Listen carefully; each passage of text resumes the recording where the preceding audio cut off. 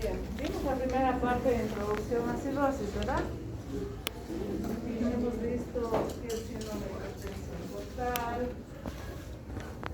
hemos visto cómo hacer el diagnóstico clínicamente, laboratorialmente, por imagen, porque nos toca entrar a ver las complicaciones dentro de la entidad del síndrome de hipertensión portal. Lo de las varices esofágicas ya lo hemos visto en hemorragia variceal, ¿verdad? Hemos aprendido a hacer profilaxis, a hacer manejo del sangrado activo. Entonces esa parte de las varices ya no la vamos a tocar en este detalle frente a esa denominación que da el síndrome de la hipertensión portal. Pero la citis es algo que debemos verlo porque dentro de ella también hay una complicación, ¿no? Que es la peritonitis bacteriana.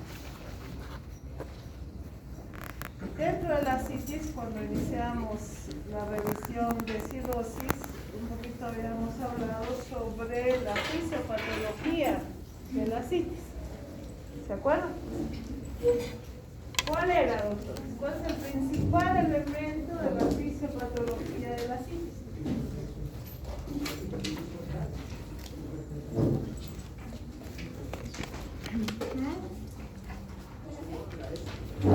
¿Cuál es el principal factor de la fisiopatología de la citis?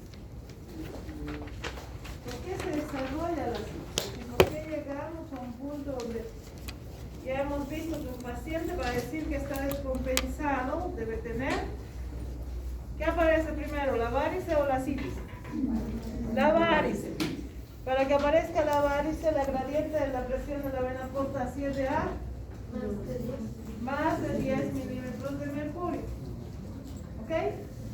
Entonces ya en esa fase el paciente es un cirrótico descompensado. Entonces puedes tener paciente con varices sin ascitis. Ahora, cuando aparece la citis, evidentemente ese aumento del gradiente de la vena porta produce un efecto fisiopatológico. ¿Cuál es?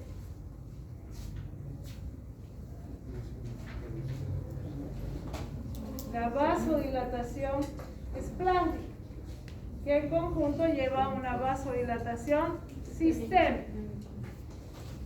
¿Ok? Eso permite un pase irregular de líquido a tercer espacio. Como no sabe lo que va sucediendo al riñón, ¿qué hace el riñón?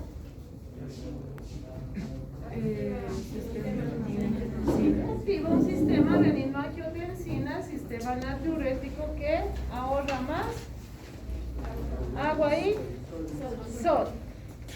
Entonces eso agrava el proceso de la asfixia. ¿Ok? A todo eso se suma la sobrecarga del sistema linfático que regula el pase anómalo a tercer espacio. A todo eso se suma la hipoalbuminemia, que también es secundario a una falla crónica del hígado. ¿Ok? Pero el factor principal está en la vasodilatación esplánica. Entonces ese es el principal factor que condiciona a la citis. Cuando hablamos de ascitis, estamos hablando de descompensación. Muy aparte de descompensación, estamos hablando de líquido, ¿no ven? En tercer espacio o líquido en la cavidad. ¿De acuerdo?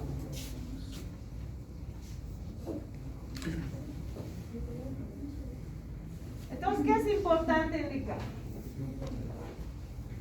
Para la visión o la exploración que hacemos en el paciente cirrótico es nuestro primer dato visible de descompensación del cirrótico. Porque la varice no la vemos. ¿No ves cómo la vemos la varice? Por endoscopía. Entonces, cuando uno haya una varice, pues va a ser a través de una endoscopía. Pero la citis es visible al examen físico. Entonces es el primer signo de descompensación que nosotros podemos ver en el paciente cirrótico. La aparición de la citis ya nos marca un dato de sobrevida en el cirrótico. ¿Ok? Es más fácil manejar un paciente cirrótico sin ascitis que con ascitis. Dentro de esa patogenia simplemente se discute y se vuelve a relatar la repercusión de la hipertensión portal. ¿Y por qué se produce la hipertensión portal? Solo para recordar. Dos factores condicionan el aumento del gradiente.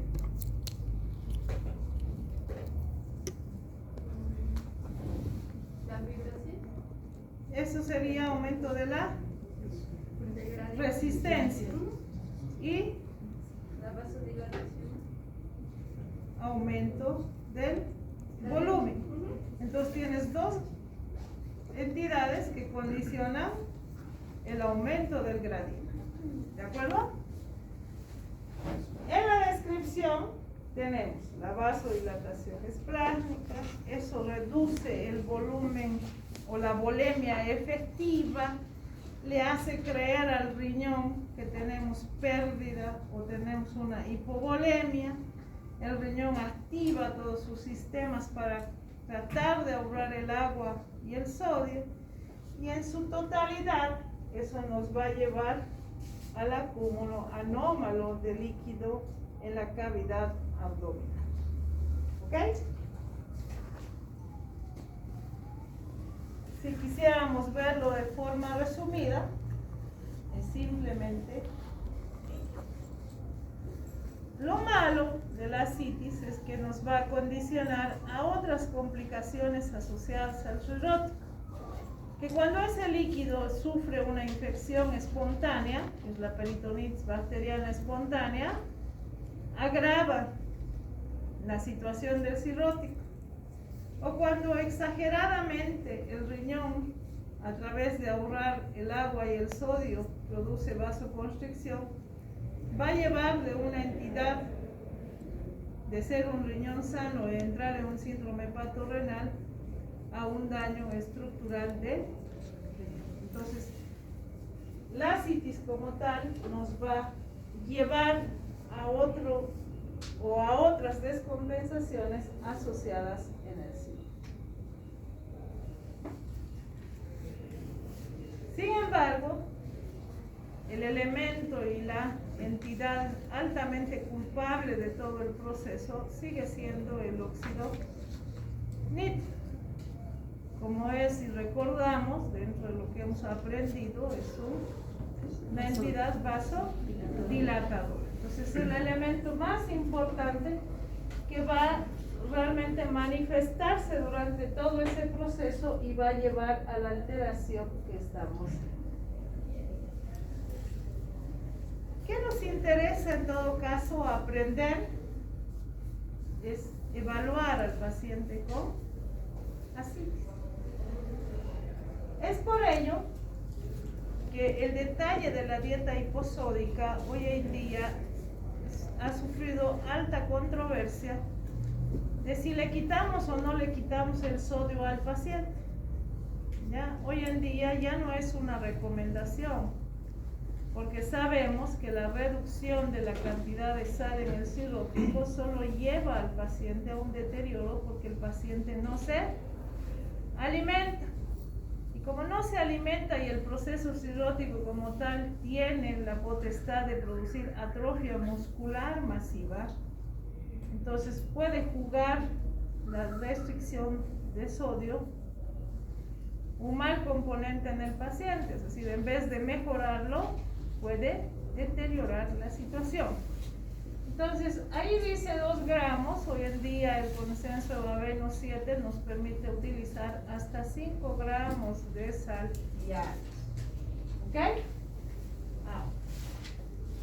Dentro de esa evaluación planteamos ciertos puntos. hay que establecer el tratamiento más apropiado del síndrome ascítico edematoso. El paciente no solo viene con ascitis, puede venir con edemas e incluso con anasado. Establecer el pronóstico inmediato a mediano plazo y la indicación de un trasplante hepático siempre y cuando en el lugar donde estemos podamos ofertar ello para el paciente, ya que esta situación pues no pone en urgencia al paciente a recibir un trasplante hepático. Esto dependerá a través del hepatograma que hemos aprendido a realizar en el paciente, ¿no ves? Verificando la albúmina plasmática, el tiempo de protrombina y tratando de sacarle de forma evolutiva el riesgo de morbimortalidad que tendrá el paciente. No es lo mismo preparar a un paciente en estadio Child C, por ejemplo, según el Child, a preparar a un paciente en estadio Child B, que probablemente tengamos hasta 2-3 años para poder tener un órgano, que en un Child C que tengamos meses o tal vez semanas a poder ofertar un trasplante. Entonces, con ello, también es importante la evaluación de la función renal. Entonces, verán que en el proceso ya se vuelve mucho más delicado, ya que el paciente tiene ascitis, ya empieza a surgir la necesidad de encontrar el tiempo oportuno para el paciente trasplantarlo y poder ofertar una mejor calidad de vida al paciente.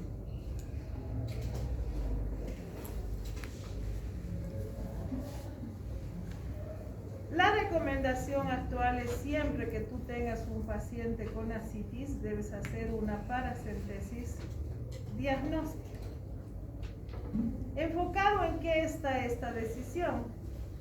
En que para nosotros decir que el paciente tiene una ascitis por hipertensión portal, debemos calcular el GASA. Y el cálculo del GASA no es nada más que la resta de la albúmina sérica menos la albúmina del líquido acítico, cuyo valor debe salir más de 1.1 gramos decilitro. Así que si el valor es más de 1.1, la causa de la ascitis es por hipertensión portal. Cuando el resultado es menor a 1.1, la causa puede ser tuberculosis, puede ser por carcinomatosis peritoneal, entonces tiene otro causal. ¿Ok? Entonces lo más importante, por ende, recomienda que todo paciente con ascitis debe ir a una paracentesis diagnóstica. Más adelante vamos a ver cómo hacemos el citoquímico y definimos si es o no infeccioso, porque eso nos va a hacer entender la peritonitis bacteriana espontánea. A seguir de ello, pues mandamos al laboratorio, y en el laboratorio, cuando tú pides un citoquímico de líquido acítico, debes poner recuento celular, proteínas, cantidad de albúmina, glucosa y LDH.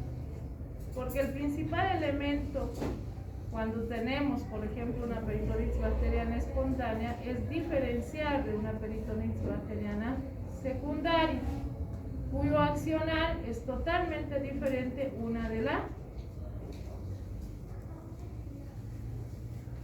Y con ello establecer, ¿no? Normalmente no vas a tener ascitis en un paciente con Child B, es muy raro ver ascitis en un Child B. Generalmente tu paciente con ascitis va a estar en un Child C. ¿Ok?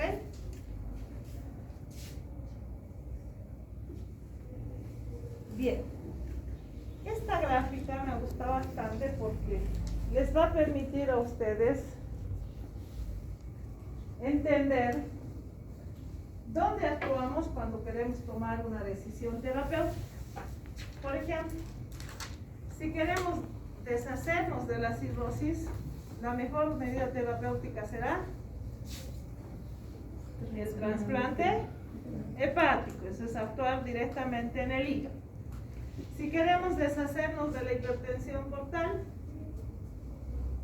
la derivación portosistémica, que es el TIPS, evitará ingresar al hígado y a través de esa tunelización directa de la porta a la vena cava inferior o superior o incluso vena renal, nos permitirá evitar el ingreso al hígado y evitar la hipertensión portal. Entonces así se va manifestando, por ejemplo, para mejorar la función renal y evitar que el riñón retenga agua y sodio, usaremos diuréticos. Para sacar el líquido retenido en la cavidad abdominal haremos una paracentesis. Entonces es una gráfica que nos permite entender si queremos hacer algo, dónde debemos actuar. ¿De acuerdo?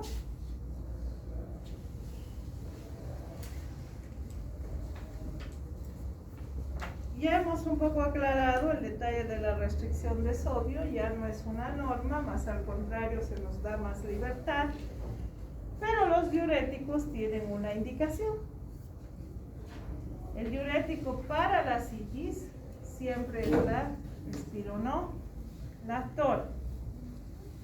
La furosemida se usa para los edemas, ¿ok? Sin embargo, si ustedes recuerdan la farmacocinética de ambos diuréticos, uno de ellos es ahorrador de potasio y el otro es perdedor de potasio. ¿Quién ahorra, quién pierde? ¿Quién ahorra? La espironolactona. ¿Y quién pierde? La furosemida. Por lo tanto, la recomendación siempre indica que no puedes usar furosemida sola, debes usar en combinación con la espironolactona. ¿Ok? Son los dos diuréticos recomendados en todo caso. Bien.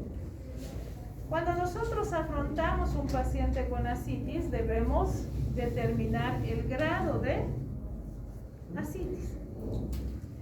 El grado 1 generalmente es una ascitis que nosotros no lo identificamos clínicamente. ¿Quién nos dice que lo tiene? El ecografista. ¿Ok? Cuyo volumen es escaso. ¿Ok? En ese caso, podemos usar simplemente espironolactona a una dosis de 50 miligramos. Si ya fuera un grado 2, cuya cantidad de ascitis puede extenderse hasta los 6 litros, clínicamente es detectable, probablemente tengamos una onda ascítica positiva, ahí sí nos recomienda el uso combinado de la furosemida y la espironolactona. ¿Ok? Sin embargo, nos da ciertas recomendaciones, hay que vigilar al paciente, no le puedes dar el diurético y decirle nos vemos el otro mes, tienes que controlarlo en 5 días, en 7 días. Hay que evaluar la función renal, porque el diurético es nefrotóxico o no.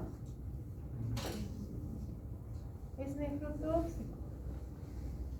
¿De acuerdo? Cuando un paciente, por ejemplo, cuando hablamos síndrome hepatorrenal, la primera indicación a veces es suspender el diurético. ¿Ok? Entonces es muy importante hacer el seguimiento del paciente. ¿Qué pasa en un grado 3? Cuando hablamos de un grado 3, estamos hablando de una ascitis a tensión. ¿Ok? Cuyo volumen pues puede ascender a más de 10 litros. En esta situación, la recomendación es hacer paracentesis evacuadora. Pero para hacer paracentesis evacuadora, debemos cumplir algunos requisitos. Si vamos a extraer a más de 5 litros de líquido, debemos reponer con albúmina, porque el deterioro o la salida de gran cantidad de volumen puede hacer que el paciente entre en una inestabilidad volémica. Por lo tanto, algo que no tenía, por ejemplo, que es una injuria renal, puede aparecer por la mala ejecución de la paracentesis. Entonces ahí les van a dar ciertas pautas para poder nosotros utilizar y hacer la reposición. Sin embargo, también tenemos ciertas recomendaciones, ¿no? Hay detalles que hablan de hacer una extracción evacuadora del 100% del total del líquido acumulado. Son 10 litros, imaginan la cantidad de albúmina que podríamos necesitar, ¿no? En las entes públicas, por ejemplo, es complicado, ¿no? La albúmina no es barato, es relativamente caro. Entonces, podemos usar algunos coloides y hacer evacuaciones de forma intermitente.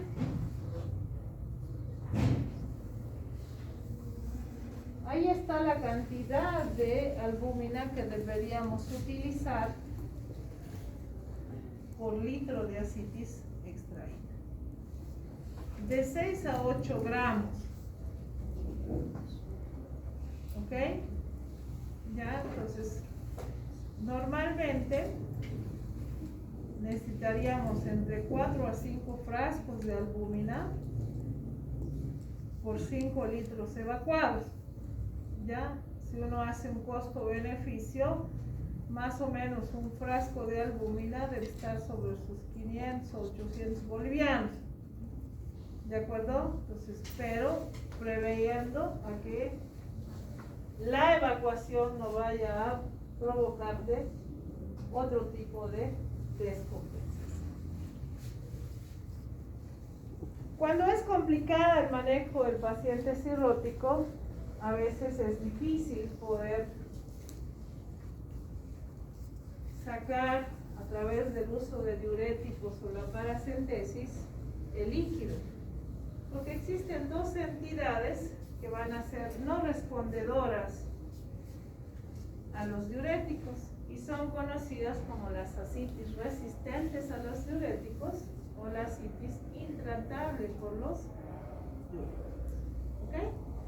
Es importante conocerlo porque podrías usar dosis máximas, 160 de furosemida, 400 que son las dosis máximas de diuréticos y el paciente no eliminar o no tener ninguna disminución de la cantidad de líquido en la cavidad.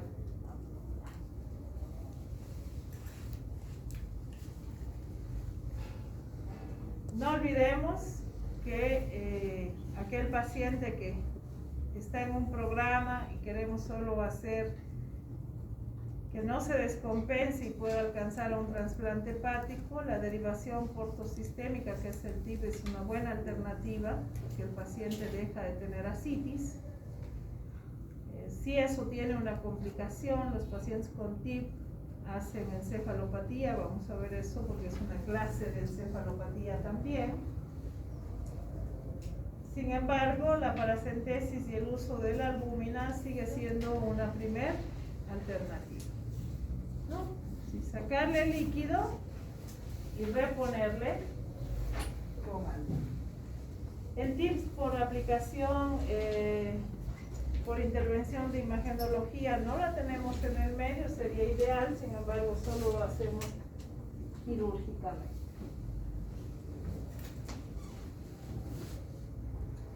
Hay que tener mucho cuidado con el uso de los diuréticos, la alteración hidroelectrolítica. No se olviden que la hiponatremia sigue siendo un factor de mal pronóstico. También vimos en clase anterior que el paciente con facilidad puede hacer un aspecto de dilución, una hiponatremia dilucional. Entonces el manejo de líquidos en el paciente cirrótico debe ser lo más cauteloso posible, cuidando todo ese proceso de descompensación, porque ya ahí el MEL, cuando hablamos del cálculo del MEL, todo MEL mayor a 15 tiene una indicación de trasplante hepático, ¿no? Entonces, ese también es un marcador que nos permite tomar la decisión. En forma resumida, ¿qué tenemos? ¿Cuál sería la indicación de los diuréticos? En ascitis leve, grado 1 y moderada, grado 2. Las ascitis a tensión, ya aquellas ascitis que están tabicadas, como se dice, y no podemos hacer paracentesis, también la indicación es diurética. Cuando hay solo edema sin ascitis, también podemos usar diuréticos. Y en la prevención de la recurrencia de ascitis tras una paracentesis evacuadora, también usamos diuréticos. Entonces son las 4 indicaciones del uso del diurético. ¿Cómo usamos la albúmina? De acuerdo a esa dosis de 6 a 8 gramos litro en ascitis a tensión y en ascitis refractaria. ¿Ok? ¿Cuál es la indicación del TIPS? ¿A quiénes le indicamos el TIPS? En la ascitis refractaria, cuando la paracentesis es ineficaz y en presencia de una función hepática, ¿no?, que pueda todavía ser candidato a un trasplante. Entonces, en ellos preveemos que se vaya a complicar. ¿Cuál es la indicación del trasplante hepático? Cuando ya hay una ascitis refractaria y cuando tenemos un marcador de MEL mayor a 15 puntos. ¿Ok?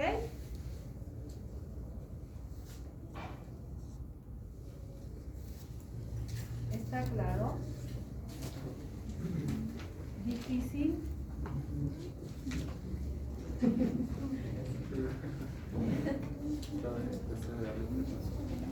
Sí, pero solo necesitamos saber lo grueso, ¿lo ven? Lo más grande. ¿Qué es lo importante a no olvidar de ascitis? El cálculo de la gasa. ¿Cuándo decimos que es hipertensión portal? Gramos decilitro. ¿Ok? Eso deben saber porque eso vamos a calcular en la evaluación. ¿De acuerdo? Bien. Cuando hablamos de peritonitis bacteriana espontánea, cuando hablábamos en ascitis dijimos vamos a mandar un líquido a un citoquímico y ahí vamos a pedir un recuento celular. Para hablar de peritonitis bacteriana espontánea, ese recuento celular debe tener más de 250 células que sean polimorfo nucleares. Para que entendamos un poquito mejor, cuando hacemos un citoquímico, ¿para qué hacemos un citoquímico? Para decir si el líquido es un trasudado, infectado o no infectado, o es un exudado, infectado o no infectado. ¿Quién nos dice si es exudado o trasudado? La cantidad de las proteínas. ¿De acuerdo? Para que no se olviden, tienen un valor a la par. Son 250 células para la infección y son 2.5 para la decir trasudado o exudado. El trasudado es menos de 2.5 y el exudado es más de 2.5. Y el infectado es más de 250. ¿Ok? Entonces, para decir que es una peritonitis bacteriana espontánea, debe haber polimorfonucleares a más de 250. Ahora, esto generalmente siempre tiene que ser un problema. Cuando tú mandas el citoquímico, como te reporta, te dice, tiene 3000 células. ¿Ok? Tiene el recuento celular. Y el 50% son polimorfonucleares. ¿Es infeccioso o no es infeccioso?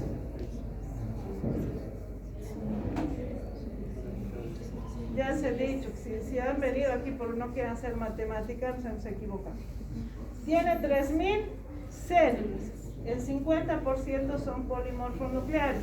¿Es infeccioso o no es infeccioso? Sí. Si es infeccioso, ¿cuántos polimorfonucleares tiene? 1500. 1500. ¿Es más de?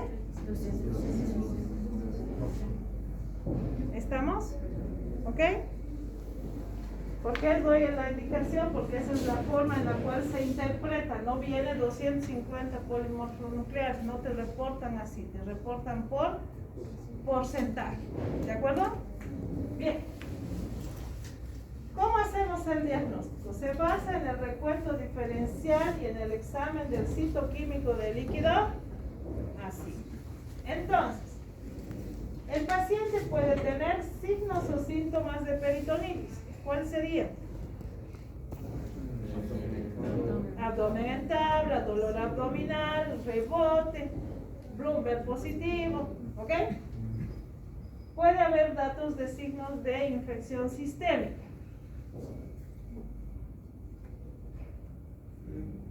¿Cuándo decimos que el paciente está en sepsis o en cirrosis? Taquicárdico, hipotenso, febril, diaforético, ¿de acuerdo? Puede haber encefalopatía, eso lo vamos a ver a seguir, deterioro de la función renal e incluso puede tener hemorragia. Entonces, así en esa complejidad el paciente cirrótico puede acudir a una evaluación. Sin embargo, el recuento de los polimorfonucleares nos dice si tiene o no tiene. ¿Ok?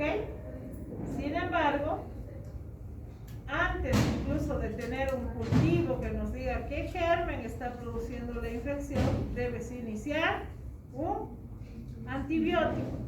Pues en la PB está recomendado el inicio empírico del antibiótico. ¿Ok? Necesita simplemente a veces 10 cc de la cantidad de líquido para poder hacer un diagnóstico.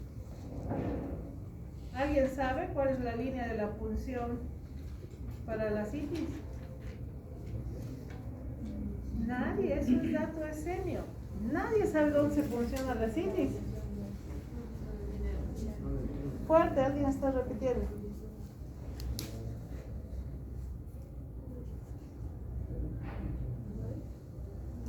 Deben medir una línea imaginaria en el lado izquierdo, porque el colon del lado izquierdo es móvil, desde la sínfisis pubiana anterosuperior hacia el ombligo. Dividen en 3 partes iguales y se funciona en la unión del tercio interno con el tercio externo. ¿Ok? Ese es el punto donde debes hacer la función, no es donde a ver éxito le pincharemos. ¿Ok? Y es en el lado izquierdo, ¿por qué? Porque el colon es móvil. Aquí hay algunos detalles importantes a considerar. Ya, generalmente las bacterias son por traslocación bacteriana secundaria a la alteración de la permeabilidad de la mucosa del colon en todo el contexto que conlleva la hipertensión portal. Sin embargo, tenemos una misión importante de hacer diagnóstico diferencial con la peritonitis bacteriana secundaria, porque una peritonitis bacteriana espontánea se trata con antibiótico, más una peritonitis bacteriana secundaria es de tratamiento quirúrgico. Así que las conductas son totalmente diferentes. ¿Cuándo sospecharías de una peritonitis bacteriana secundaria? ¿Ya? Las características del líquido acítico en ausencia de respuesta a un tratamiento antibiótico inicial deben llevarnos a sospechar en esta entidad.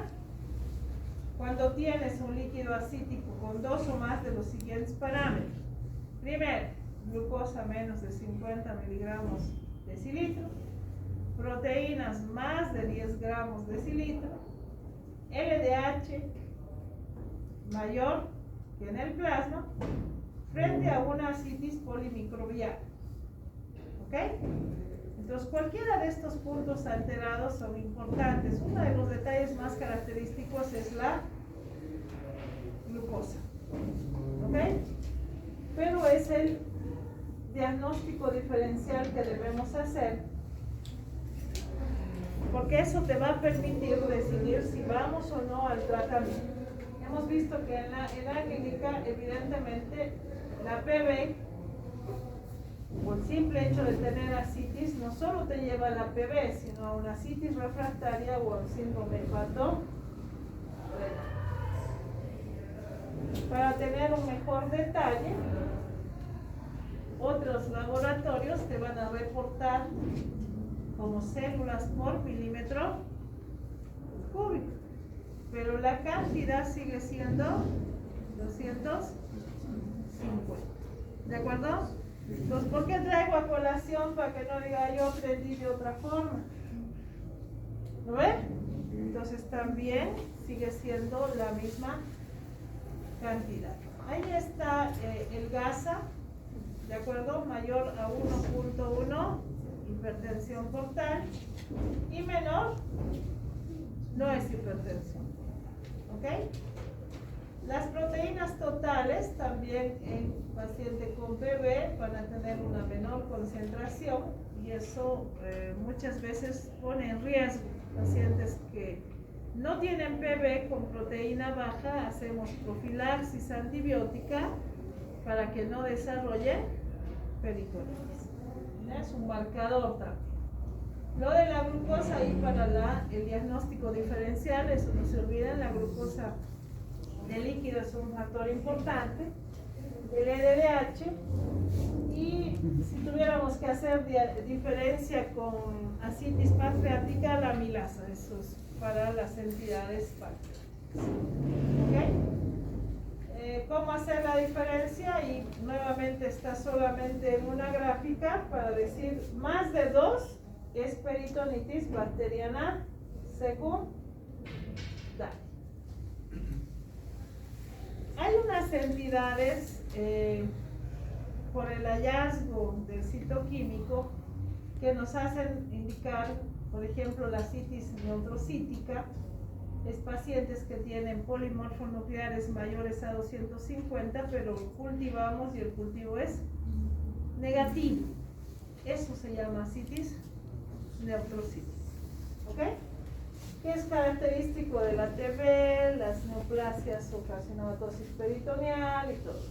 ¿Bien? Ahora, ¿a qué llamamos bacterioascitis? Cuando el líquido no es infeccioso, pero cultivamos y crece un germen. ¿De acuerdo? Entonces, en las bacterioascitis también está recomendado hacer uso de antibióticos. ¿Ya? Entonces, esto es enteramente ante un análisis laboratorial. ¿Cómo tratamos? Control hemodinámico, prevención de complicaciones y tratamiento antibiótico. ¿Ok? Lo más importante creo que es detectar y hacer la interpretación del citoquímico del líquido. Lamentablemente la PB se asocia a un deterioro de la función hepática y un 30% de ellos va a ir a un deterioro de la función renal.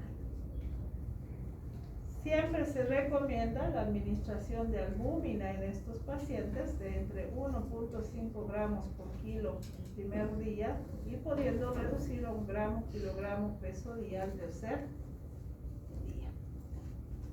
Además, tienen la posibilidad del desarrollo de esa alteración renal altísima y que ella no siempre va pegada, hay que vigilar muy bien el boom, la creatinina y la bilirrubina. Ya en el paciente, en estas entidades con bilirrubinas altas, se ha vuelto realmente un parámetro de mala evolución. ¿Qué antibióticos vamos a usar? Ahí tienen una gama de descripción de qué podemos usar. Nos recomiendan hacer uso de la ceftriaxona. Podemos usar quinolonas también, como la ciprofloxacina, amoxicilina más clavulánico, porque sigue siendo un tratamiento empírico. Ya no estamos esperando a que crezca el cultivo, estamos iniciando un antibiótico de forma empírica. Hay ciertas recomendaciones, por ejemplo, una PV no complicada, sin hemorragia, sin ilios, sin insuficiencia renal, sin encefalopatía, puede recibir una quinolona. La norfloxacina es una recomendación, o la ciprofloxacina. Las quinolonas de forma profiláctica podemos usar amoxicilina más ácido clavulánico como una alternativa, y te piden siempre alguna vez hacer un control del líquido en 48 horas, ojo, para ver si ha existido una disminución de los polimorfonucleares al 25% de lo que ya está elevado. La duración debe ser de 5 días mínimo. No existe un consenso sobre la necesidad de establecer la duración del tratamiento antibiótico en función a la normalización de los polimorfonucleares. Además, que se considera que la infección se ha resuelto cuando se ha o han desaparecido todos los signos locales o sistémicos asociados al mismo. La verdad es que no todos hacen un control a las 48 horas, solo vemos cómo está el paciente. Si ya no le duele, no tiene fiebre, está todo bien, el antibiótico ha sido. La única forma de mejorar la sobrevida es detectar la falla del tratamiento en forma precoz, mediante una evaluación clínica periódica o una paracentesis en 48 horas, después que se haya iniciado el antibiótico, para determinar el recuento de los polimorfonucleares y si has tenido un descenso del 25%. Ante un fracaso del tratamiento antibiótico, debe descartarse una peritonitis bacteriana secundaria. Por recomendación, siempre pidan todo lo que quieran ver en un líquido acítico. No esperen hacer la prueba terapéutica. Por ahí podamos hacer un diagnóstico de entrada de una peritonitis bacteriana secundaria. ¿Por qué hablamos de profilaxis? Es un factor predictivo de elevada mortalidad, la PV, a mediano plazo. Por lo tanto, existen recomendaciones actuales que el hecho de hacer una prevención, una profilaxis antibiótica, podría realmente mejorar la mortalidad del paciente. Se habla de profilaxis primaria, que estaría indicado en aquellos pacientes con un elevado riesgo de presentar un primer episodio de PV, en pacientes cirróticos con hemorragia, por ejemplo, con o sin ascitis.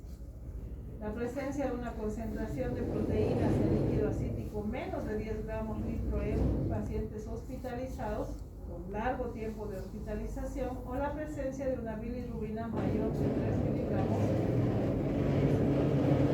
Pacientes con concentración de proteínas a menos de 10 gramos litro en una lista de espera de trasplante hepático. Realmente esta entidad pone en riesgo la posibilidad de acceder a un líquido. Y la profilaxis secundaria estaría indicada en todos los pacientes que hayan presentado ya un episodio de PV. ¿Ok? Tomando en consideración los mismos parámetros para la profilaxis. Finalmente, después de un episodio de PV, se recomienda profilaxis continua con norfloxacina a 400 miligramos día o ciprofloxacina a 500 miligramos. En forma resumida, ¿qué podemos decir? Todo paciente cirrótico con ascitis debe ser sometido a una paracentesis exploradora o diagnóstica. Los tratamientos actuales para la PV deben considerarse siempre la elevada prevalencia de bacterias multiresistentes cuando se trata pacientes hospitalizados o recientemente hospitalizados, y se debe asociar siempre alguno. Eso es lo más importante, ¿no ves? Aparte de saber interpretar el citoquímico, saber qué tratamiento vamos a ofertar al paciente. ¿Ok? Dudas.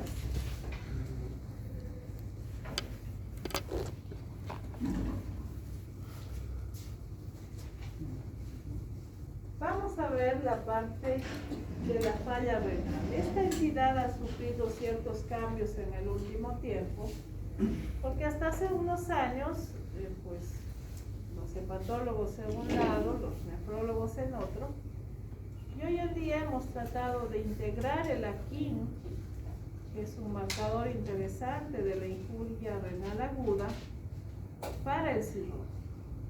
¿Ya? En una sobreposición que lo vamos a aclarar para ustedes entender cómo tenemos la visión hoy en día del síndrome hepatorenal. Sabemos que se desarrolla siempre en un paciente con cirrosis hepática avanzada e hipertensión portal grave. La perfusión renal en este paciente con ascitis sin insuficiencia renal se mantiene dentro de un límite normal gracias a la existencia de un equilibrio entre los sistemas vasoconstrictores activados, sistema renina-angiotensina, el natriuret, y los sistemas vasodilatadores renales como es el ácido, el óxido nítrico y las prostaglandinas. El síndrome hepatorenal se desarrolla cuando la activación del sistema de los vasoconstrictores supera el mecanismo de los vasodilatadores. ¿Ya? Es por eso que hasta hace unos años atrás se hablaba de que trasplantamos el hígado y el riñón está sano, pero también hemos visto que en el pasar del tiempo el paciente podría necesitar un doble trasplante del hígado y del riñón. Existen dos tipos. El tipo 1 se caracteriza por un deterioro rápido y progresivo de la función renal, con un aumento del 100% de la creatinina plasmática hasta un nivel mayor de 2.5 miligramos decilitro en menos de 2 semanas. En este detalle es importante, por eso la interpretación es fundamental para nosotros. Si nuestro paciente tiene una creatinina de 0,9, esa es su creatinina basal, y el paciente llega con 2 de creatinina, ¿entraría dentro de una restricción del tipo 1? Sí, porque tiene el 100% de... ha duplicado el valor. Entonces es bien importante no solo regirse el número. Ya me pasa alguna vez que cuando digo no está en 2.5, dice, pero no dice que sí tiene que llegar, puede acceder hasta mayor de 2.5. ¿Por qué creen que nosotros en hospital exigimos mucho un historial previo? Porque nos permite saber cuáles son los manejos laboratoriales de un paciente. No es lo mismo, ¿no ve? Que lo estoy viendo con 2 y resulta que lo verifico y tiene 1.5 de basal. No entraría dentro de la nominación. Entonces es bien importante verificar aquí. En algunos pacientes con síndrome hepatorenal tipo 1 se desarrolla espontáneamente sin un factor predisponente identificable. Vamos a ver que existen algunos factores. Otros sujetos aparecen en relación con una complicación, especialmente tras la resolución de una PB. Entonces se dan cuenta que es lo importante manejar la PB. El tipo 2 es un deterioro leve, progresivo de la función renal. La consecuencia clínica principal del síndrome hepatorenal tipo 2 es la aparición de la ascitis refractaria. Entonces, más o menos el tipo 2 está casada con la ascitis refractaria. Importante ver algunos criterios. ¿Ya? La presencia de cirrosis y ascitis, la disminución del filtrado glomerular, una creatinina mayor a 1.5 miligramos decilitro, un aclaramiento de creatinina menor a 40 ml minuto, Importante identificar ausencia de shock, porque un shock solito puede llevar a una injuria, ¿ok? Una ausencia de tratamiento reciente con drogas nefrotóxicas. Esto también es importante, a ver si el paciente toma paracetamol. ¿De acuerdo? Entonces puede haber un agente nefrotóxico ajeno que pueda llevar a la injuria. No mejora la función renal tras retirar los diuréticos o tras hacer una expansión de volemia con albúmina. ¿De acuerdo? Entonces también son pruebas adicionales que se hacen para catalogar el detalle del síndrome hepatorenal. Y presencia de una proteinuria menos de 500 miligramos día y ausencia de uropatía obstructiva a través de una ultrasonografía que identifique el parénquima renal. Debe cumplirse ciertos criterios, no es solo la creatinina, sino también es todo lo que conlleva el desarrollo de una. Es por ello que dentro de la epidemiología su prevalencia ha disminuido en los últimos 20 años. El riesgo de desarrollar un síndrome hepatorenal tipo 1 es de 2.6% y del tipo 2 del 5%. ¿Ya? Si se midieran probabilidades acumuladas, cómo se desarrolla en el cirrótico, entonces habría que entender todo el detalle de cómo puede evolucionar la entidad. Lo más importante es determinar en quiénes vamos a ir a buscar la entidad. Ya habíamos dicho que para ello el paciente debe ser ya en un detalle de cirrosis hepática con hipertensión portal. Entonces es importante identificar que va a ser ya un paciente descompensado, ya un paciente con ascitis, ya un paciente que ha tenido un antecedente de PV, ya un paciente que ha tenido un antecedente de hemorragia varicial. Entonces ahí se van sumando una serie de antecedentes importantes. Pero es bien importante definir que el paciente no curse con otras entidades que te pueden llevar a una infuria renal aguda. Como decía, que esté choqueado, que esté tomando medicamentos nefrotóxicos, que se haya tomado unos AINES, que esté sangrando. Entonces debes realmente identificar que no exista ninguna entidad que pueda llevar a esa descompensación. Es un proceso de una fisiopatología compleja, como anunciaba la introducción. Ese equilibrio que existe entre los vasoconstrictores y los vasodilatadores puede verse mellado. Una infección puede ser un factor, ¿no? Una hipovolemia puede ser un factor, ¿ok? Sin embargo, dentro del análisis que estamos haciendo, nos permite y nos dice identificar factores que puedan ser corregibles para evitar llegar a un síndrome hepatorenal.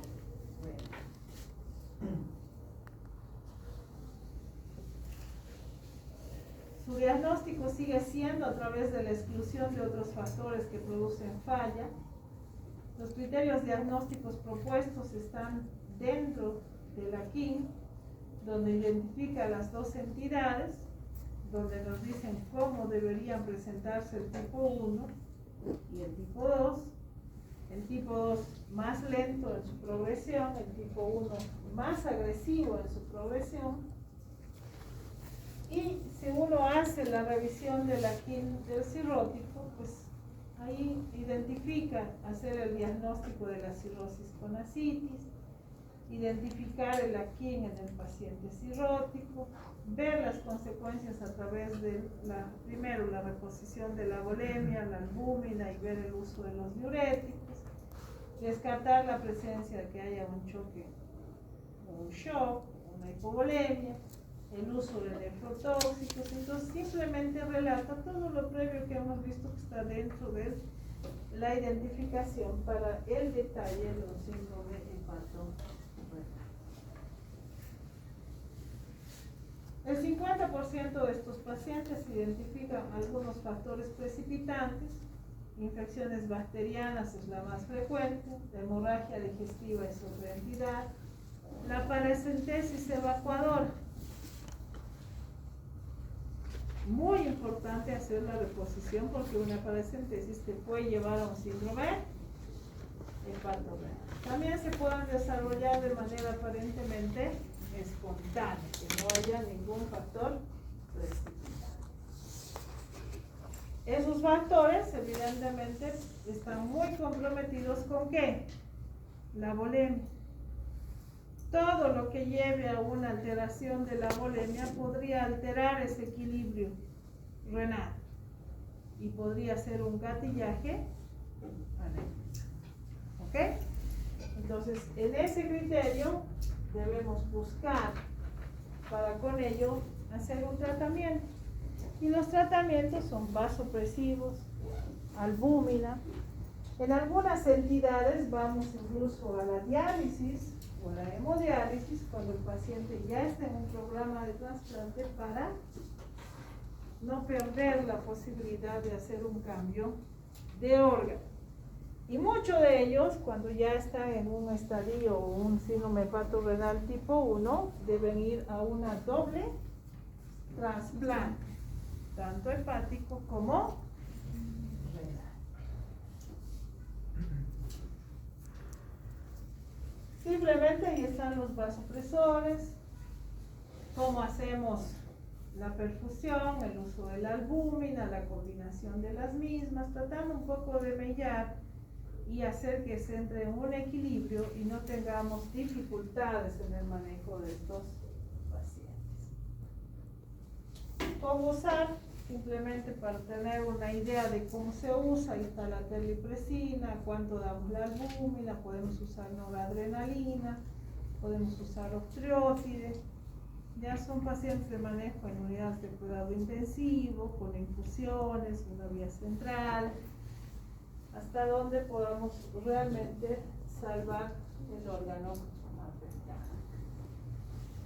Dentro de esas profilaxis, de cómo evitar, pues hay que evitar un estado hipovolémico, hay que evitar una PV, ¿no? Existen algunos trabajos que hoy en día dicen usar albúmina de forma intermitente. Cada 2 semanas algunos pacientes acuden a hacerse colocar albúmina, es un efecto profiláctico interesante. El uso de los antibióticos que hemos visto con PV, profilácticamente, sigue siendo un efecto protector para evitar el mismo. ¿Ok? Los marcadores de mal pronóstico, pues ahí están, las bilis altas, un CHAI C, proteínas bajas, un sodio menor a 130, ¿no? Que también solitos siguen siendo un marcador de mal pronóstico en el paciente cirrótico. Que es importante evaluar, identificar para tomar una acción. No habiendo tenido esa evaluación inicial, podría ser que tomemos una mala conducta frente a estos pacientes. En resumen, ¿qué te pide? Mejorar la volemia. ¿Cómo mejoras la volemia? Con la albúmina y el vasopresor. ¿De acuerdo? Tratando de llevar a ese equilibrio, ¿no? Cuando existe mayores posibilidades de que los vasoconstrictores en el sistema activado del sistema renina-angiotensina natriurético van a llevar a un daño renal.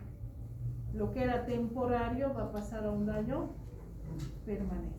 Entonces, en resumen, simplemente el tratamiento es mejorar la volemia a través del uso de la albúmina y los vasopresores. Nada más. Te da pautas, cuánto de albúmina puedes usar, cuánto de vasopresivos vamos a usar, cuánto va a mejorar aquello. La idea es tratar de salvar el riñón. Ese es el objetivo. La otra alternativa, ¿cómo podríamos mejorar la hipertensión portal? La derivación. ¿No ve? El TIP, igual que la ascitis, sigue jugando un papel importante para ser una alternativa en el manejo del síndrome hepatorenal. Y finalmente, el trasplante hepático. ¿No ven? Lo ideal es llegar al trasplante hepático, porque esa sería una solución a largo. ¿Dudas, doctores? Mucha información.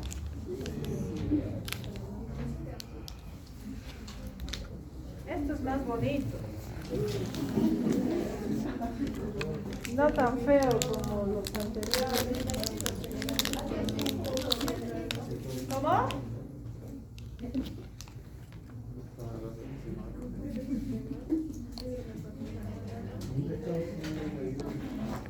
Para refrescar sus mentes, ¿qué debemos saber de ascitis? Nada. Gasa no debe olvidar de ascitis. ¿Quiere estar preparado para la evaluación? Gasa es lo importante. ¿Qué debemos saber para la PB? Interpretación del citoquímico del líquido ácido. ¿Para qué?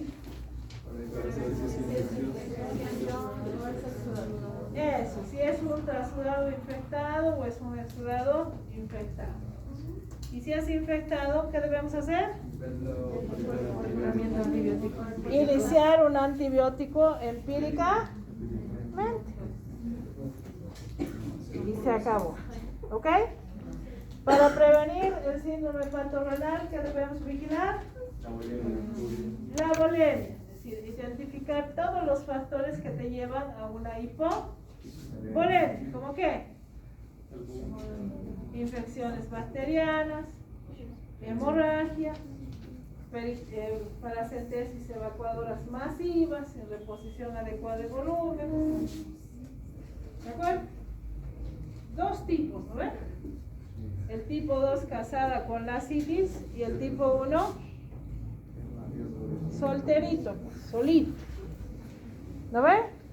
El tipo 1 debe doblegar la creatinina al 100% o mayor a 2.5. ¿Y el 2? Siempre con ascitis refractaria.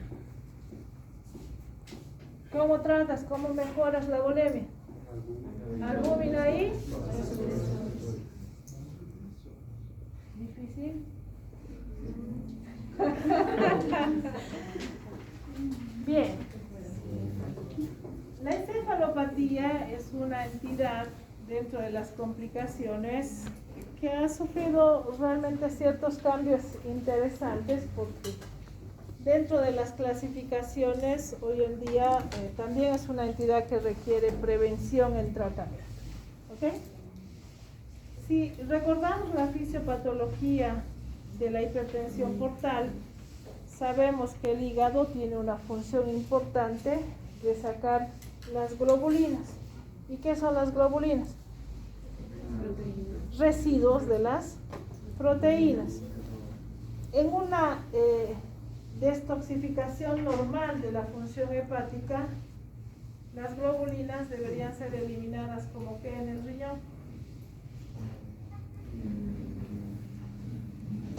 como urea.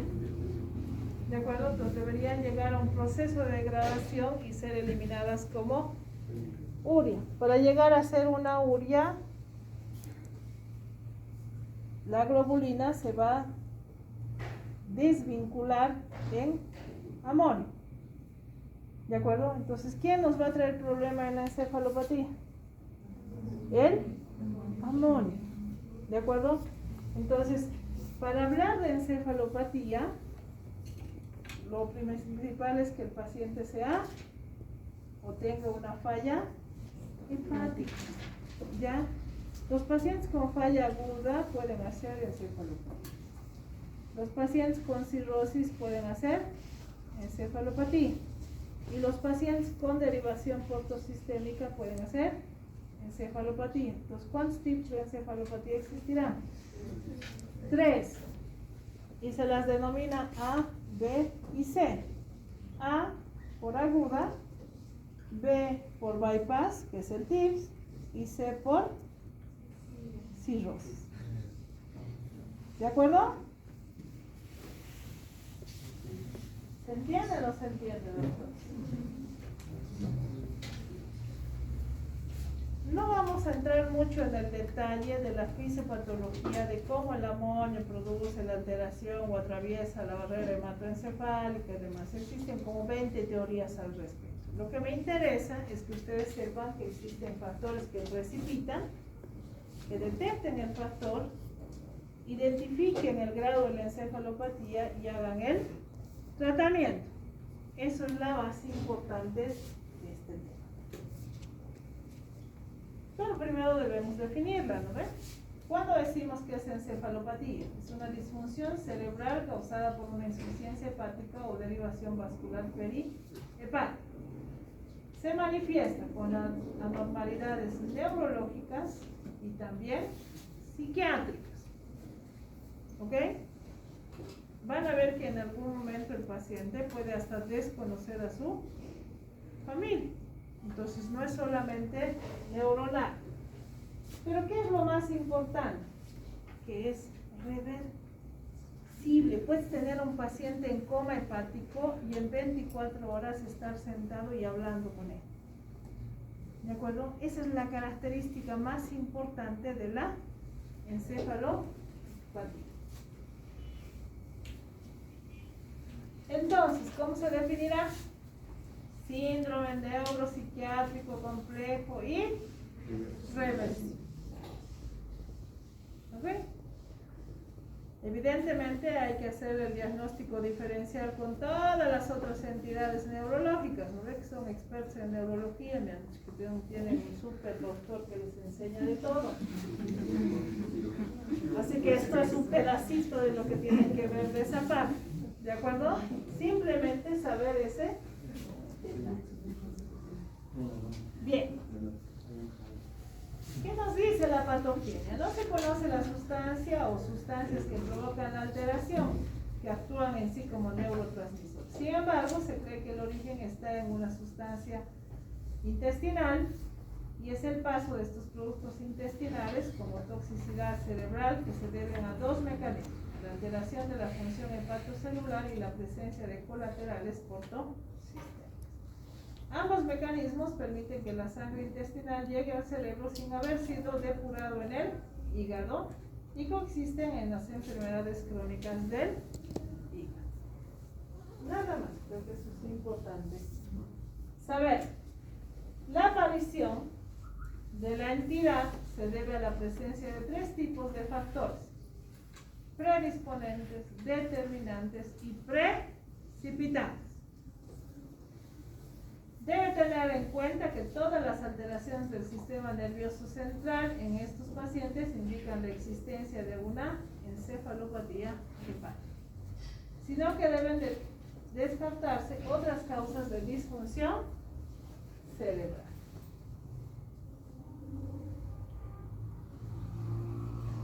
Cuando hay insuficiencia hepatocelular y presencia de colaterales, son factores imprescindibles para que se produzca la encefalopatía. La insuficiencia hepática aguda grave es un paradigma de exclusividad del primer factor, mientras que la cirrosis hepática y la anastomosis portocava o la derivación de sangre intestinal por la presencia de colaterales portosistémicas parece tener un papel importante. Por eso hemos hablado de tres entidades, ¿no ves? Aguda, bypass y cirrosis. ¿Cuáles son los factores determinantes? No se han identificado con claridad factores determinantes. La lista de anomalías y posibles tóxicos cerebrales es A. Es probable que el amoníaco sea un factor más importante dentro de la patogenia de la enfermedad. Existen numerosas evidencias clínicas biológicas que apoyan esa aseveración. La importancia de la medición del amoníaco en sangre es discutible. Ya no significa que haces amonio en sangre y tienes diagnóstico. Eso debe quedar claro, sigue siendo una controversia. Seguimos discutiendo al respecto. Consideramos que la clínica es el factor más importante para llegar al diagnóstico. Pacientes con cirrosis hepática avanzada tienen un descenso de los aminoácidos ramificados, la valina, la leucina, la isoleucina, y un incremento de los aminoácidos aromáticos, la tirosina, la fenilamina y el triptofano. Eso explica un poco cuando, si ustedes hagan alguna revisión, usamos mucho aminoácidos ramificados como prevención de encefalopatía. ¿Ok? Este desequilibrio facilitará la entrada al cerebro de aminoácidos aromáticos que favorecerán la producción de neurotransmisores falsos con acciones inhibitorias.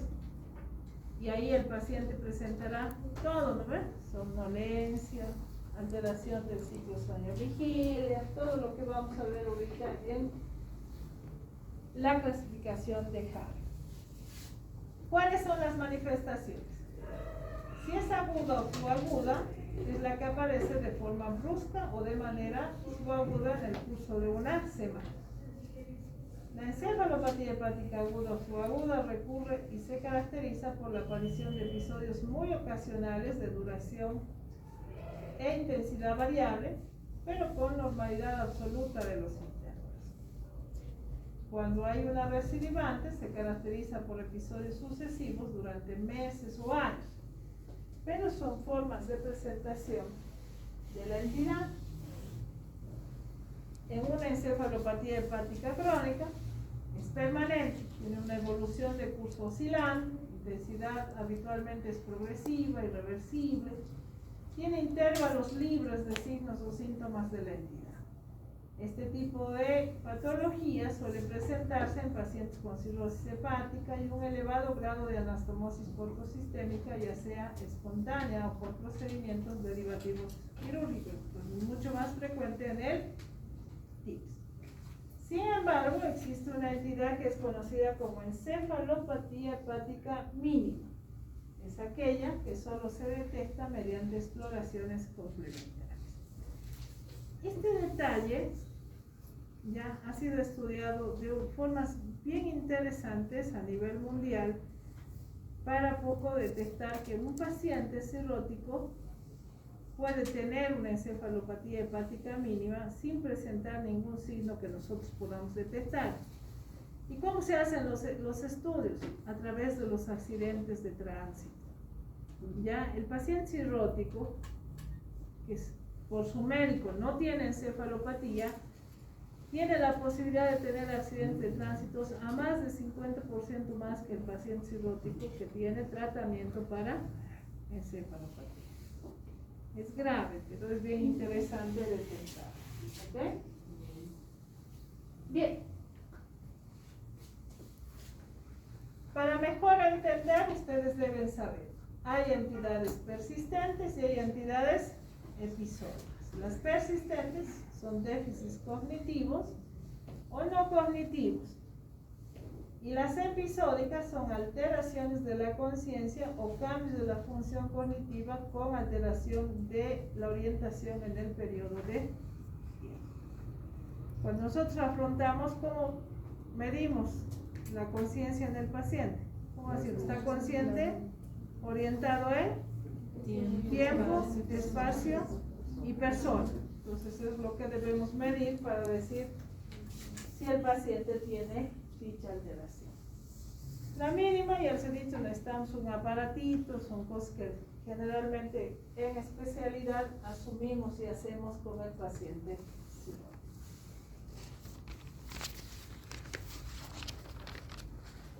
Bien, sí, seguimos viendo la parte del amonio, que se altera, qué tipo de entidades podemos tener asociadas, la epidemiología, cómo se hace el diagnóstico, cuánto de los pacientes cirróticos puede tenerlo. Pero creo que lo más importante es ver ahí el circulito, cómo produce, dónde viene, qué tenemos. Hablamos enteramente de la fisiología de las proteínas, de los aminoácidos, cómo pueden llegar al sistema cerebral, producir alteraciones como neurotransmisores y tener toda la manifestación que le puede llevar al paciente al coma hepático. Ese detalle del músculo no lo olviden, porque cuando hablemos de tratamiento vamos a ver que un tratamiento actúa sobre la parte de la musculatura del cirrótico. Cuando el paciente cirrótico está totalmente caquético, ya no se recomienda el uso de dicho medicamento. Ahí están las tres entidades que hablamos: tipo A, tipo B y tipo C. ¿Ok? Puedes decir episódico, persistente o mínima a través de esas definiciones: precipitada, espontánea o recurrente, leve, grave, dependiente, o la mínima, que requiere otra forma de diagnóstico.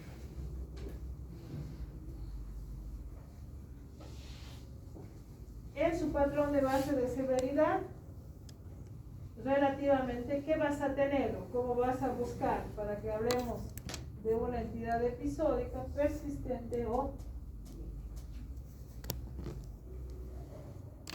en el detalle de los exámenes? Vamos a ir a buscar factores que precipitan la entidad.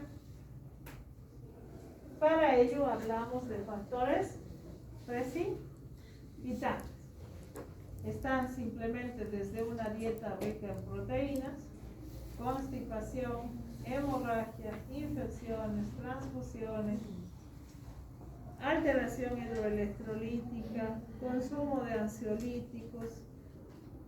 ¿Ya? Entonces se vuelve amplio. Es bien importante identificar los factores precipitantes, porque si tú puedes revertir la encefalopatía y no tratas el factor, el paciente va a seguir en encefalopatía. ¿Qué significaría? Si está sangrando, volvimos el sangrado, ¿ves? Si el paciente come mucha carne, suprimimos la carne, que estamos hablando de proteína, ¿de acuerdo? Entonces, se trata de tratar el factor predisponente. Y es largo porque tienes diarrea, tienes una serie de alteraciones que debes identificar. Si tiene una infección, debes tratar la infección. Una PB, como veíamos, ¿te puede llevar a una encefalopatía? Te puede llevar porque es un proceso infeccioso. ¿Ok? Entonces, es una lista larga de factores que nosotros debemos identificar. ¿Ok? Ahora, si el paciente tiene un SHUM, por ejemplo, tiene una derivación portosistémica, ese es el factor causal. ¿Ok? Entonces, lo más difícil de manejar a un paciente con una derivación portosistémica es la encefalopatía. Es bien complejo manejarlo al paciente. ¿De qué se habla hoy en día? Antes se hacía la derivación de la vena porta extrahepática. Hoy en día se hace de la vena porta intrahepática. Se disminuye un poco las distancias para evitar estos efectos secundarios a la utilización de la derivación portosistémica. ¿Qué es importante buscar? ¿Qué será el flapping? ¿Conocen?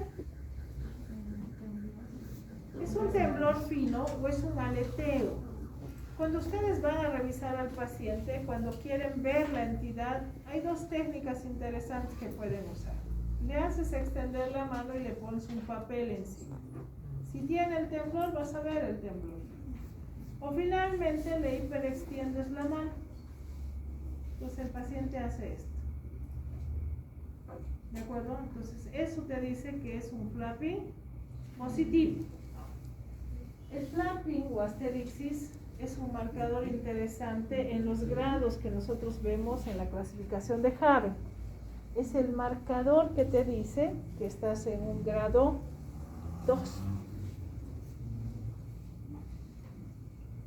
Entonces, cuando alguna vez les preguntan y digan, ¿cuál es el marcador que determina el paso de la clasificación de un grado 1 al grado 2? Porque el paciente puede ser solo somnoliento, puede estar alterado, desorientado un poco, pero el flapping marcaría al grado. ¿Ok? Todo podemos tener: disminución neuromuscular, puedes tener hiperreflexia, hiperventilación, Puede haber sector hepático, podemos tener otro tipo de manifestaciones, paraplegia espástica, secundaria, todo. Lo importante es revisar al paciente e identificar las alteraciones. Entonces el diagnóstico es enteramente clínico. ¿De acuerdo?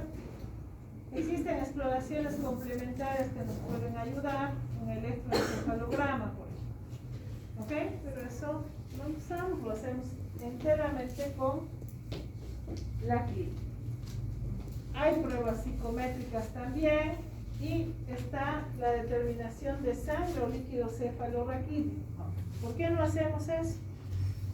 Porque estamos hablando de pacientes que ya tienen alteración del tiempo de protrombina.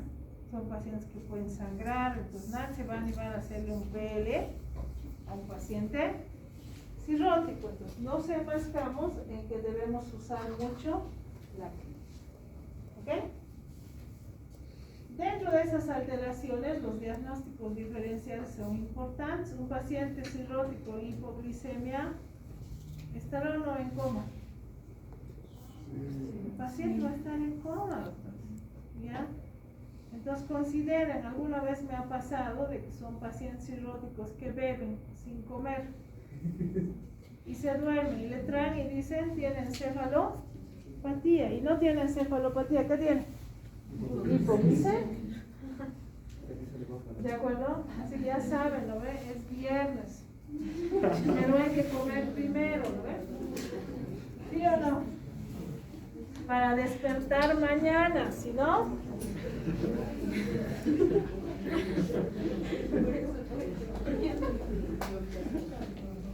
no, ¿eh? ¿Sí o no?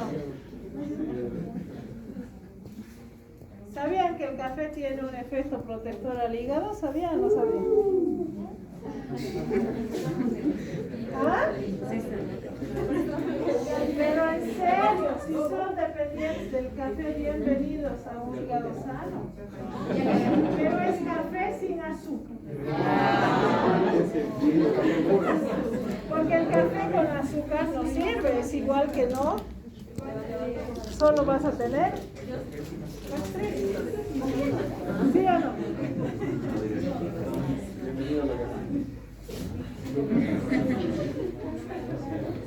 ¿No sabe tomar café sin azúcar? Pero es rico. ¿Sí o no? Mejor si es destilado, pero nada, siempre con azúcar.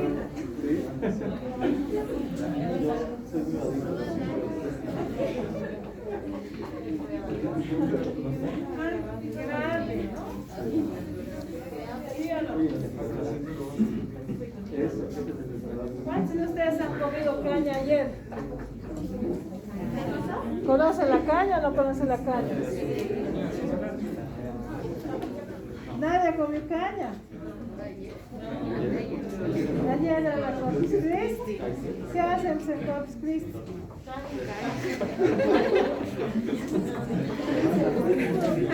¡Qué horror! Han olvidado que se hace en feriado, ya no tienen feriado, pobrecitos, todos estudiar, levantarse, apenas ir al baño. Hoy había final. Facilito. Estudiado, sí.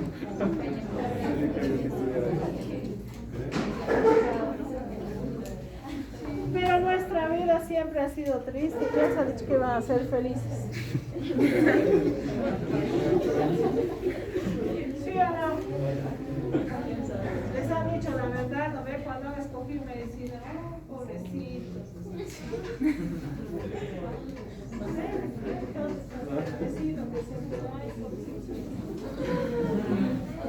Bien, terminaremos.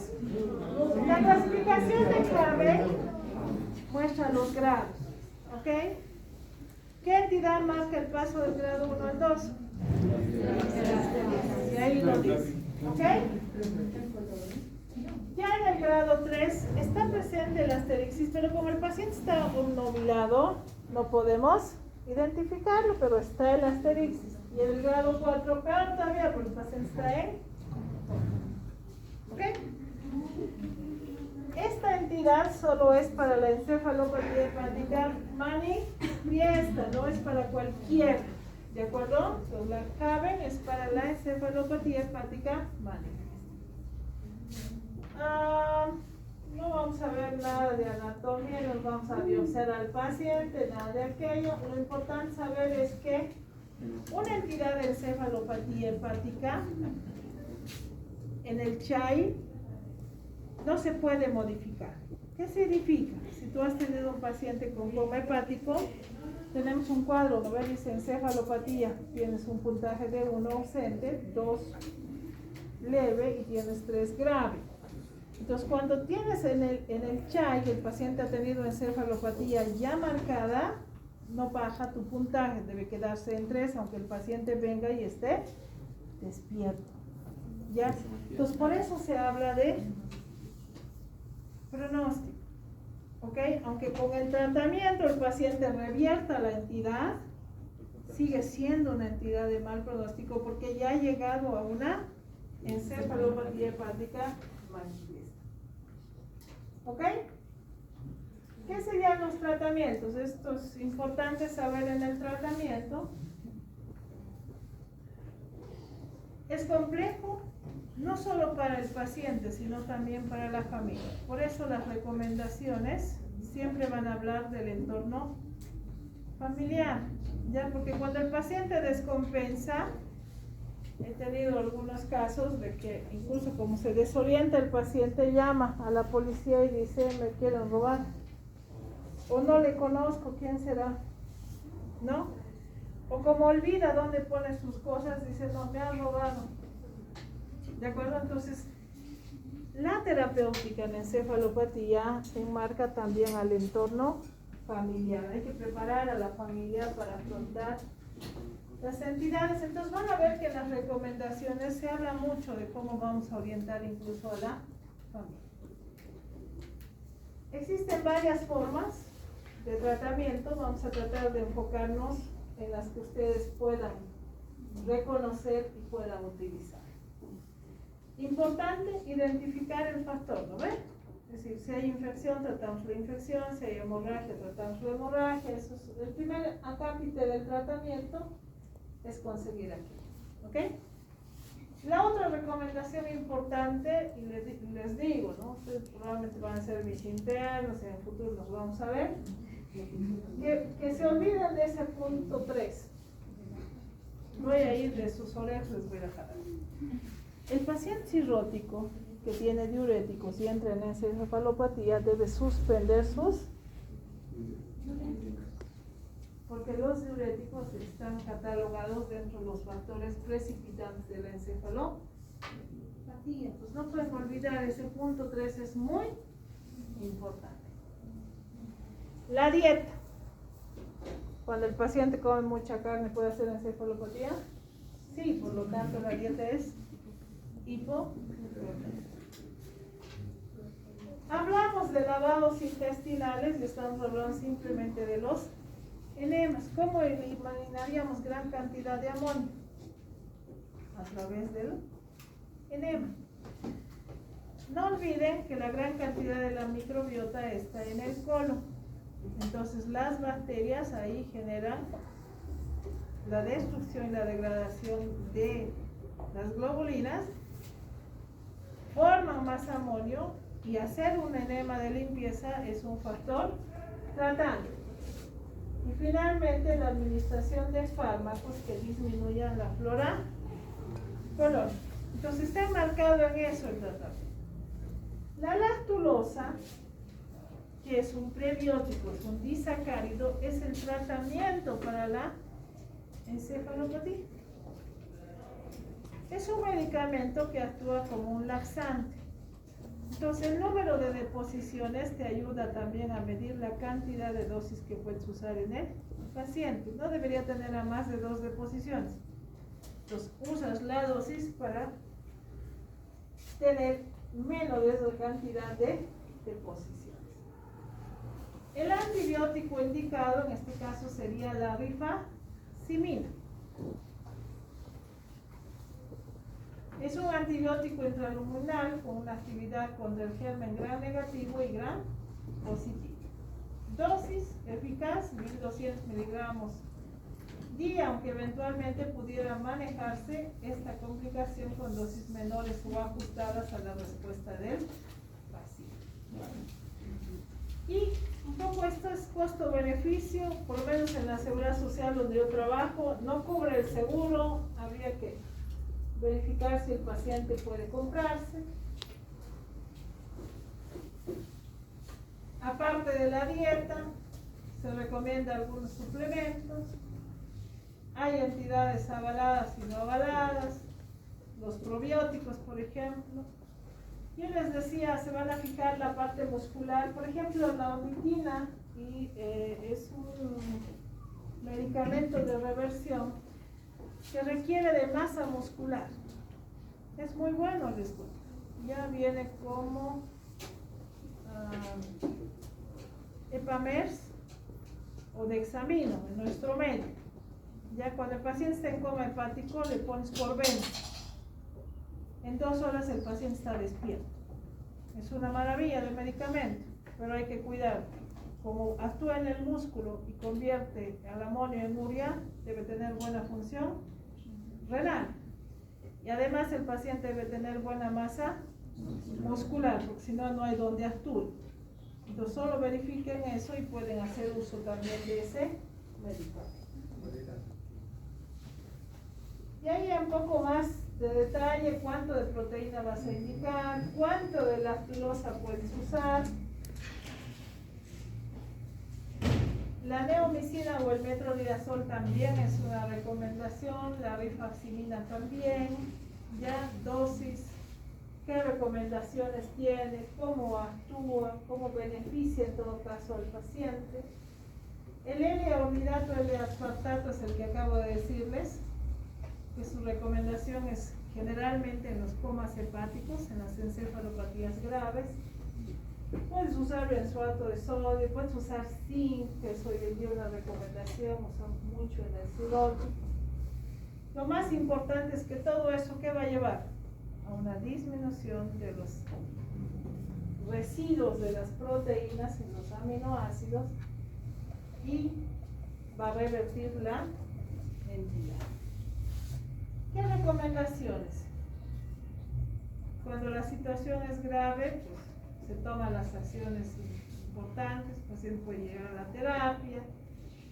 Como he dicho, es una situación tan interesante de ver que pues lo ves al paciente en coma y a las 12 horas te está saludando el señor. La reversión es rápida. Y cuando ya el paciente está mejorado, pues haces un manejo ambulatorio. ¿Qué instrucciones podríamos dar? El paciente con cirrosis debe evitar cursar con factores que precipitan, que es lo más importante, y evidentemente no existe hoy en día una evidencia para el retiro total de la ingesta de proteínas.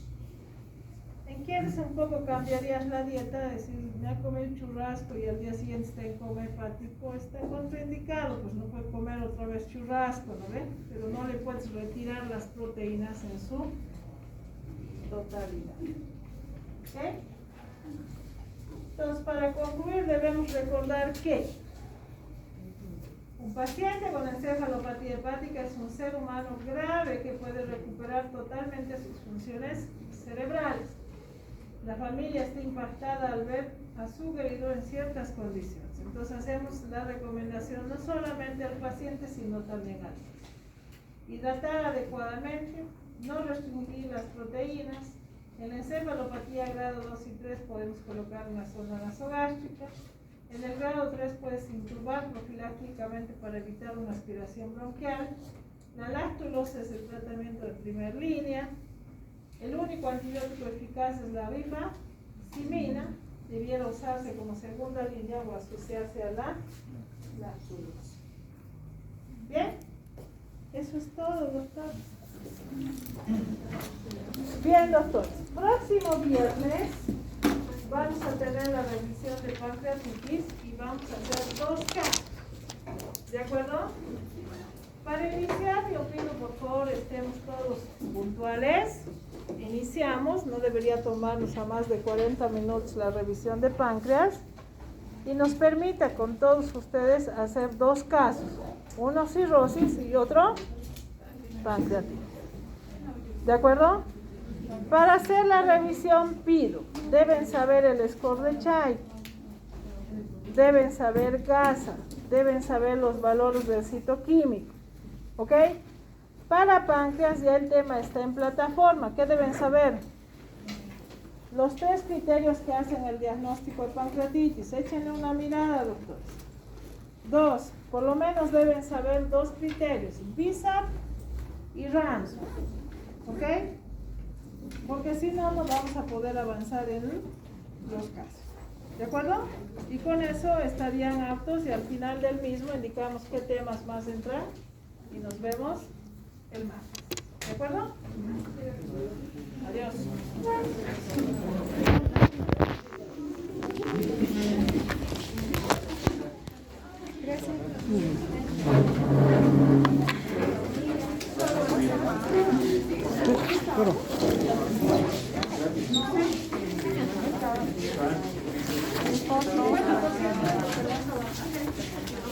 Lo del premio, los temas que van a entrar lo voy a decir al rato. ¿De acuerdo? Sí, lo que ha pasado para decir tal tema va a ser lo que vamos a decir.